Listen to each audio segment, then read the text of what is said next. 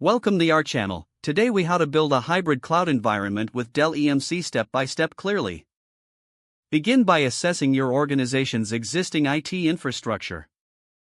Identify applications and workloads suitable for hybrid cloud deployment. Choose between public, private, or multi-cloud environments tailored to your needs. Evaluate Dell EMC solutions that align with your hybrid cloud strategy. Procure the necessary hardware and software components from Dell EMC. Install Dell EMC hardware in your data center, ensuring proper connectivity.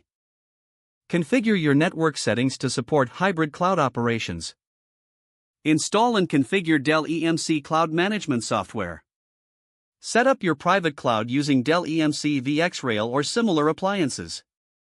Integrate public cloud services with your private cloud for a seamless experience. Utilize Dell EMC's Cloud IQ to monitor and manage your hybrid environment. Create a unified security framework across both cloud environments. Implement data governance policies to ensure compliance and data integrity. Migrate applications and data to your hybrid cloud environment in phases. Test the applications in the new environment to ensure functionality. Optimize performance by adjusting resources based on workloads.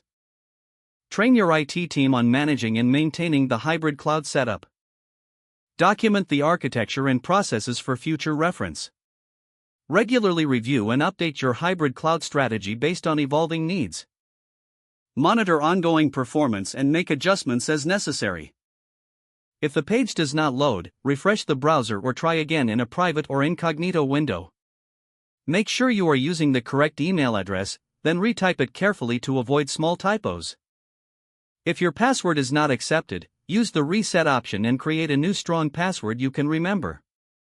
Check your spam folder for verification or security emails, then complete any requested content. Enable two-factor authentication if available to improve account security and reduce unauthorized access risk.